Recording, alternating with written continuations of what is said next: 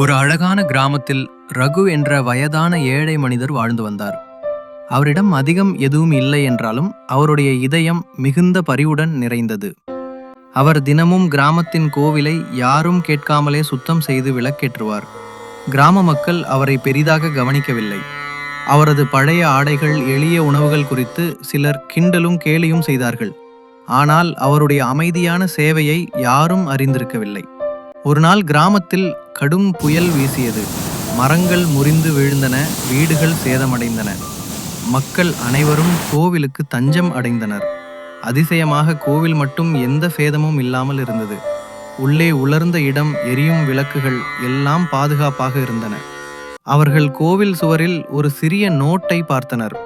அதில் இக்கோவிலை நீண்ட காலமாக ரகு என்பவர் அமைதியாக பராமரித்து வந்தார். இங்கே கூரையை சரி செய்தவர், தரையை துடைத்தவர், விளக்குகளை பாதுகாத்தவர் அவரே. இன்று நீங்கள் இங்கு பாதுகாப்பாக இருக்கிறீர்கள் என்றால் அதற்கு காரணம் அவரே. இந்த கோவில் காவலரும் அவரே. அவர்கள் ஆச்சரியத்தில் உறைந்தனர். ஒரு நாளும் கவனிக்காத அந்த மனிதன் இன்று அவர்களுக்கு இரட்சகர் ஆனார். புயல் நின்ற பிறகு ரகுவை தேடிய அவர்கள் அவர் ஏற்கனவே அமைதியாக கிராமத்தை விட்டு சென்று விட்டதை புரிந்து கொண்டனர்.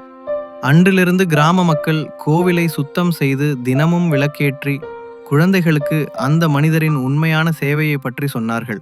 இக்கதையிலிருந்து நாம் உணர்வது, உண்மையான தயை வெளிப்படையாக காட்சியளிக்க தேவையில்லை. அமைதியாகவும் சிந்தனையோடும் செய்யப்படும் சிறு சேவைகளும் பலரது வாழ்க்கையை உயர்த்தும் திறன் கொண்டவை என்றும்.